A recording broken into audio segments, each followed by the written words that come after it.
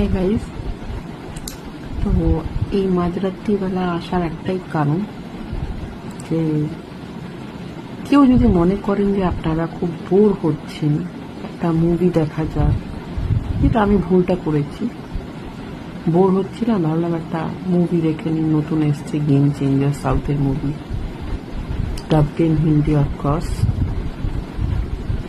এটা প্রমোশন করতে কিয়ারা আডবাণী এসেছিল along with that hero, যার নাম আমি ডেলিবারেটলি ভুলে গেছি।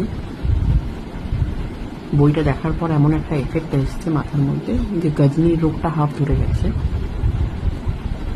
এই বইটার প্রমোশন করতে সে বিগ বসে এসেছিল।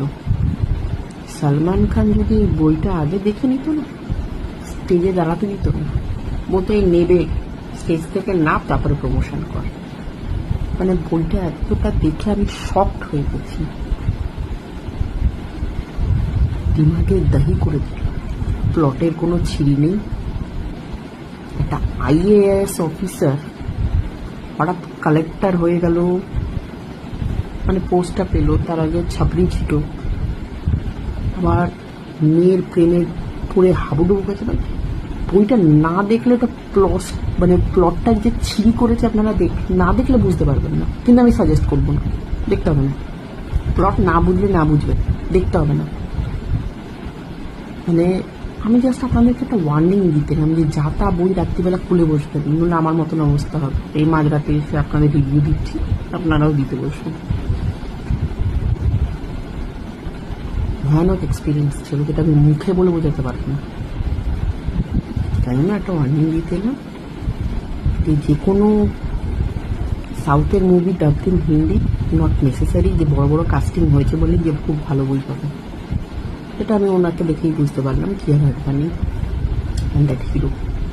মাই গড, এত ওভার অ্যাক্টিং, এতটা ওভার অ্যাক্টিং করতে পারে একটা মানুষ আমি বুঝতে পারিনি।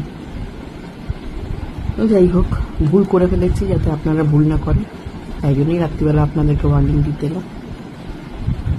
এইসব বই প্রমোট করতে আবার বিগ বসে যায়। বিগ বস নিজেও একটা ঘাটিয়া শো, নো ডাউট, তাই জন্য ঘাটিয়া শোতে ঘাটিয়া বই প্রমোট করতেই যাচ্ছে। যাই হোক, ঘাটিয়া শো বলি, নিজেও দেখি, তো ইটস জাস্ট ফর ফান। দেখতে হলে দেখুন, আফসোস করতে হলে করুন, কিন্তু দেখে আমার মতনই অবস্থা হবে, চাতক পাখির মতন বসে থাকবেন, এটা কি হলো।